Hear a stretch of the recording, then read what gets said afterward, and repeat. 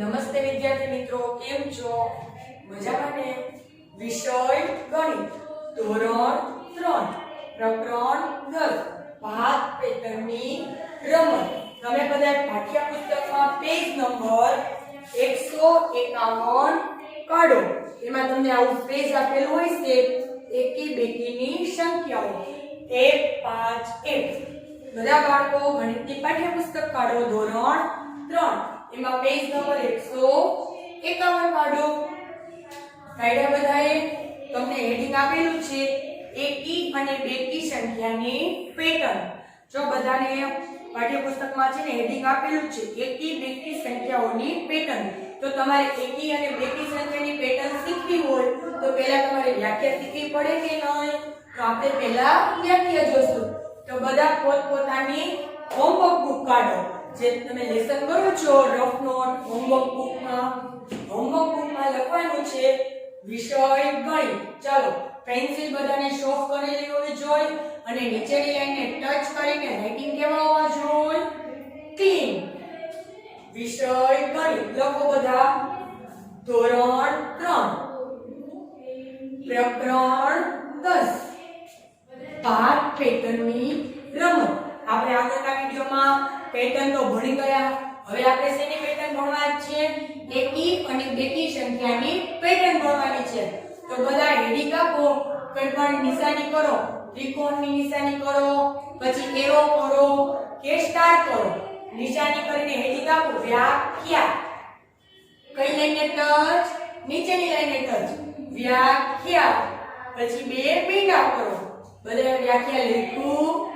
હવે વ્યાખ્યા લખીને વન લાઈન લીવ. વ્યાખ્યા લખીને વન લાઈન લીવ કરો.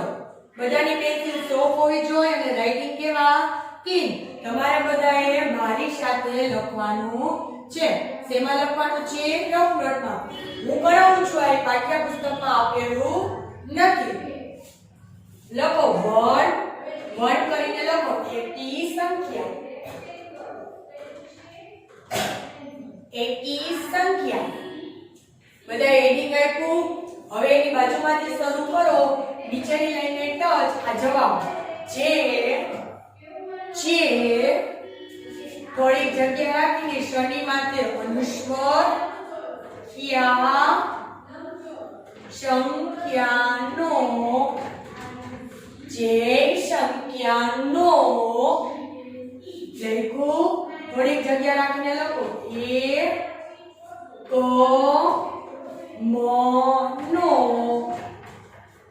જે સંખ્યાનો એકમનો. બધાએ કોઈ પાછળ રહેવાનું નથી. મારી સાથે સાથે અને બધાની વચ્ચે 1 ફિંગરની પ્લેસ હોવી જોઈએ અને સરસ મજાનો અક્ષરે લખવાનું છે. અંક અની માથે અનુસ્વાર ક. જે સંખ્યાનો એકમનો અંક લખો 1 અલ્પવિરામ થોડીક જગ્યા 3 અલ્પવિરામ થોડીક જગ્યા 5 પાછું અલ્પવિરામ થોડીક જગ્યા 7 કે. જો તમારા બધા અંક વચ્ચે જગ્યા હોવી જોઈએ. કોઈ ભેગું લખવાનું નથી. જે સંખ્યાનો એકમનો અંક 1 3 5 7 કે 9 હોય. એકમનો અંક ક્યાંથી શરૂ થતો હોય? એકમનો અંક કેવો હોવો જોઈએ? 1 3 5 7 કે 9 હોય. તેવી વને દીર્ઘાય.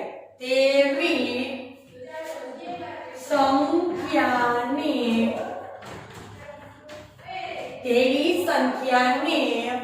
કેવી સંખ્યા કહેવાય? એકી સંખ્યા. આપણે કોની વ્યાખ્યા લખી છે? એકી સંખ્યાની.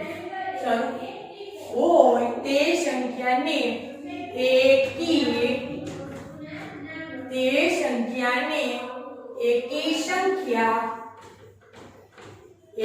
સંખ્યા તે સંખ્યાને એકી સંખ્યાઓ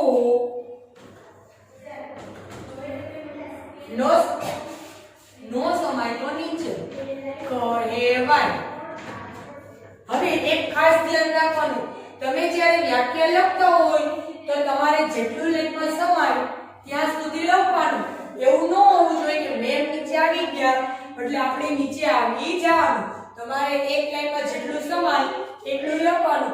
જો તમારે ન સમાય તો જે હોય એની નીચેથી જ લખવાનું. કોઈ અહીંથી વ્યાખ્યા લખશે નહીં. જે હોય એની નીચેથી જ લખવાનું. એવું હોય જો તમારે બીજી લાઈન પૂરી થઈ ગઈ હોય તો એ જેની લાઈનમાં જ લખવાનું. કોઈ અહીંથી શરૂ કરશે નહીં બીજી લાઈન. પેલા એકી સંખ્યા કોને કહેવાય? જે સંખ્યાનો એકમનો અંક 1 3 5 7 કે 9 હોય.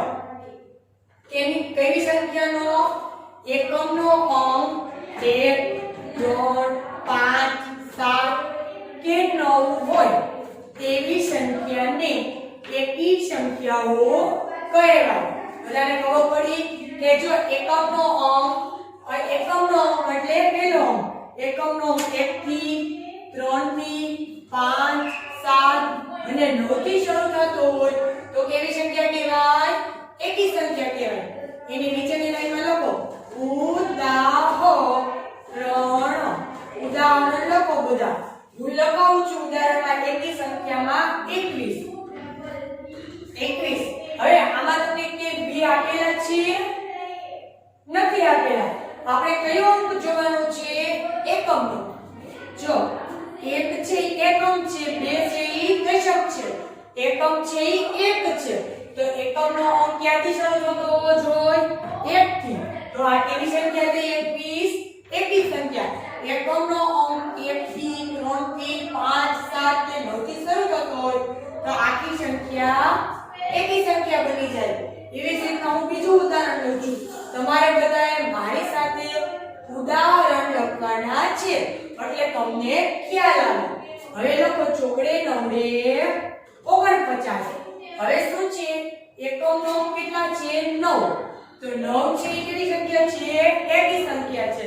તો એકમનો અંક 1 3 5 7 કે 9 હોય તો આ ચોકડે નવડે 49 આખી સંખ્યા કેવી બની જાય?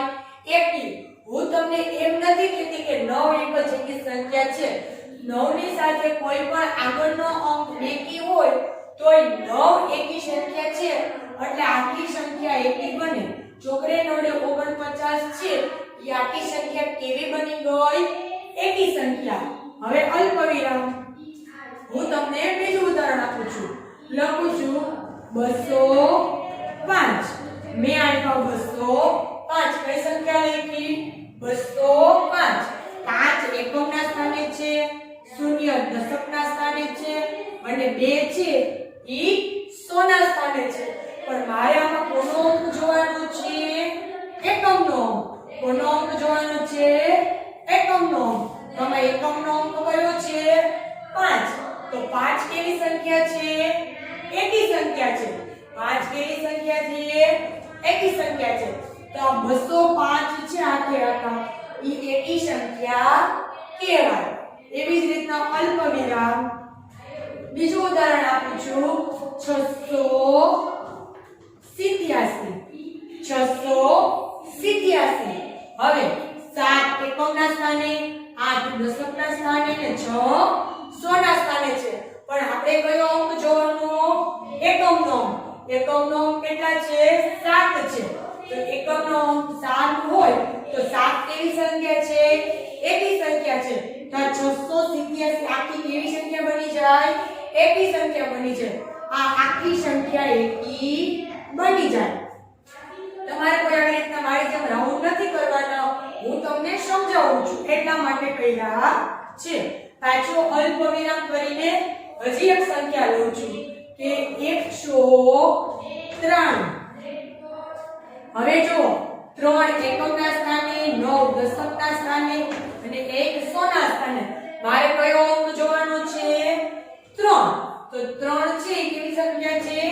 એકી સંખ્યા. તો આખી સંખ્યા કેવી બની ગઈ? એકી સંખ્યા. હવે 193 બધાએ લેખા. હવે ધારો કે મારે 193 નથી રાખવા, મારે રાખવા છે 493. હવે આની રીતના કરું તો એ કેવી સંખ્યા થાય? આ આખી સંખ્યા કેવી બની જશે? એકી સંખ્યા. એકમનો અંક કયો છે? 3. મેં તમને વ્યાખ્યામાં ઈ સમજાવ્યું કે જે સંખ્યાનો એકમનો અંક 1 3 5 7 કે 9 હોય તેવી સંખ્યાને એકી સંખ્યા કહેવાય. ખબર પડી બધાને? આપણે પહેલા કયો અંક જોવાનો? એકમનો અંક. બધામાં એકમનો અંક એકી હોય તો આખી સંખ્યા એકી બની જાય.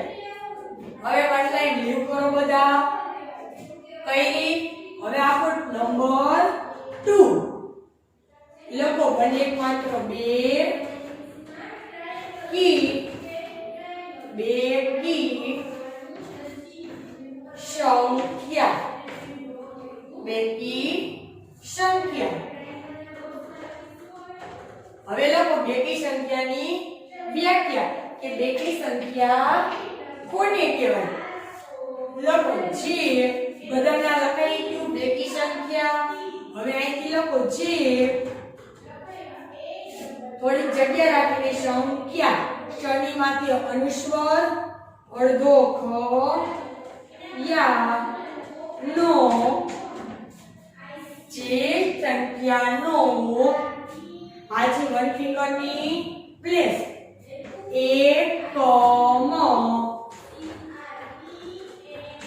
એકમનો થોડી જગ્યા અંકો જે સંખ્યાનો એકમનો અંક લખો 2 થોડી જગ્યા અલ્પવિરામ આજી જગ્યા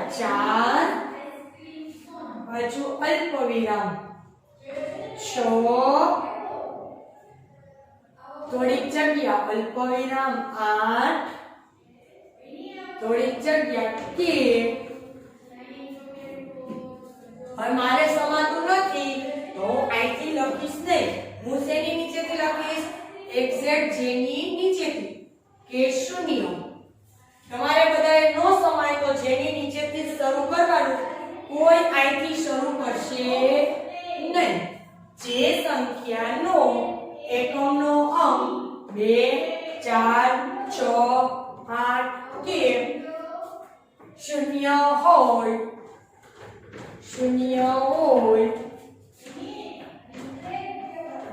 તેવી 2 4 6 8 કે 0 હોય તેવી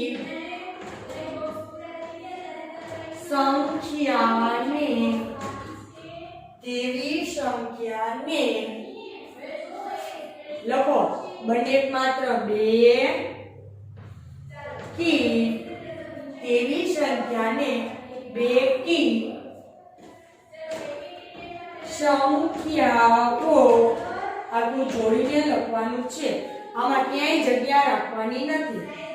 જે સંખ્યાનો એકમનો અંક 2 4 6 8 કે 0 હોય તેવી સંખ્યાને બેકી સંખ્યાઓ. હવે હું ક્યાંથી શરૂ કરીશ? મારે નથી સમાતું તો 0 ની નીચેથી. કોઈ અહીંથી શરૂ કરશે નહીં. વાય પછી લખો પૂર્ણવિરામ. બધાની વ્યાખ્યા લખાઈ ગઈ. હવે આપણે એકવાર વ્યાખ્યા સમજીશું. બેકી સંખ્યા કોને કહેવાય?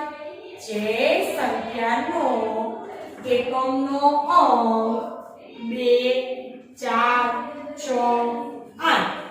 જો વારે વારે આ અંક ઉપર ભાર મૂકું છું 2 4 6 8 કે 0 હોય તેવી સંખ્યાને બેકી સંખ્યાઓ કહેવાય.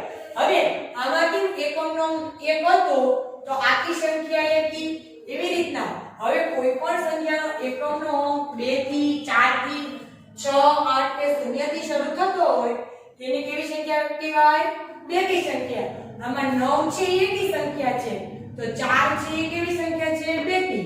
તોય જોડે 9 49 કેવી સંખ્યા બની ગઈ? એકી સંખ્યા બની ગઈ, કારણ કે એનો એકમનો અંક કેવો છે? એકી છે. તો હવે બધાને વ્યાખ્યા લખાઈ ગઈ. તો હવે વ્યાખ્યાની નીચે લખો ઉદાહરણ.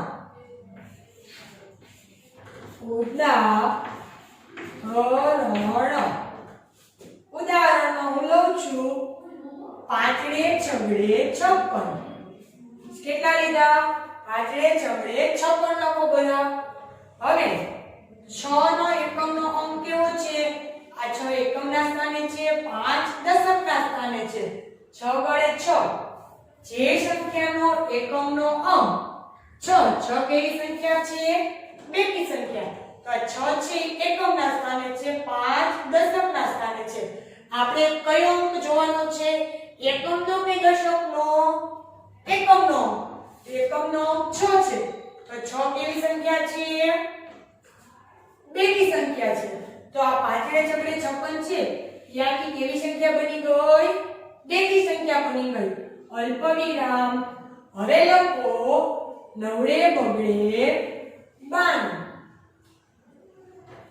જો 2 છે ઈ કેવી? 2 છે ઈ એકમના સ્થાને છે, 9 છે ઈ દશકના સ્થાને છે. પણ આપણે કયો અંક જોવાનો છે? એકમનો અંક. એકમનો અંક 2 છે, તો 2 કેવી સંખ્યા છે? બેકી સંખ્યા છે. તો 9 બગડે 92 છે એ આખી સંખ્યા કેવી બની ગઈ? બેકી સંખ્યા બની ગઈ.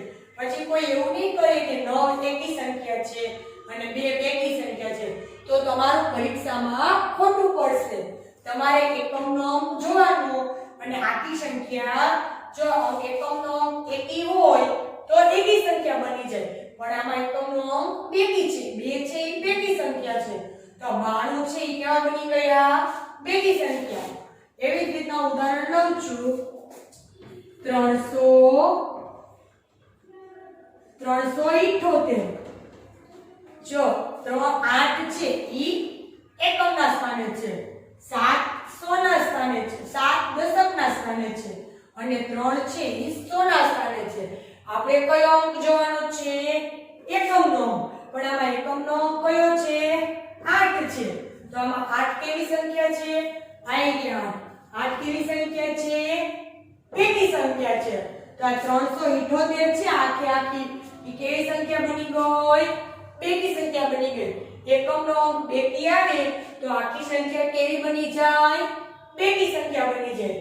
હવે હું લખું છું 130. 130. 2 હવે 6 8 નો ઉપયોગ થઈ ગયો છે. હવે આપણે શૂન્ય લઈએ. 130 શૂન્ય છે એ એકમના સ્થાને, 3 દશકના સ્થાને, 100 ના સ્થાને છે. તો આપણે મારે તમને વારંવાર યાદ ન કરાવવું પડે કે કયો અંક જોવાનો? એકમનો અંક. એકમનો અંક કયો કહેવાય? એમાંથી શૂન્ય. શૂન્ય છે એ કેવી સંખ્યા છે? બેકી સંખ્યા છે. તો આખા 130 છે એ કેવી સંખ્યા બની ગઈ? 1 1 3 0. 130 કેવી સંખ્યા બની ગઈ? બેકી સંખ્યા. હવે લેશું 964. એકમ 4 કેના સ્થાને છે? એકમના સ્થાને. 6 દશકના સ્થાને, 9 100ના સ્થાને. એકમનો અંક 4 છે, પણ અહીંયા 4 કેવી સંખ્યા છે? બેકી સંખ્યા છે. તો 964 છે એ આખી સંખ્યા કેવી બની જશે? બેકી સંખ્યા છે. હવે બધાને વ્યાખ્યા સમજાણી. તો તમારે બધાએ ઘરે આ વ્યાખ્યા એક વખત લખવાનું છે, નીચેની લાઈનને ટચ કરીને રફ નોટમાં લખવાની છે. તમે જેમાં હોમવર્ક કરો છો એમાં. આ વ્યાખ્યા પાઠ્યપુસ્તકમાં આપેલી નથી, એટલા માટે તમારે આ વ્યાખ્યાની યાદી રાખવાની છે. જો તમને વ્યાખ્યા આવડશે તો જ તમને એકી સંખ્યા અને બેકી સંખ્યા તમને છૂટી પાડતા આવડશે, અને તો જ તમને એકી અને બેકી સંખ્યાની પેટર્ન આવડશે. તમારે આની ઘરે પ્રેક્ટિસ કરવાની છે. થેન્ક યુ બાળ મિત્રો.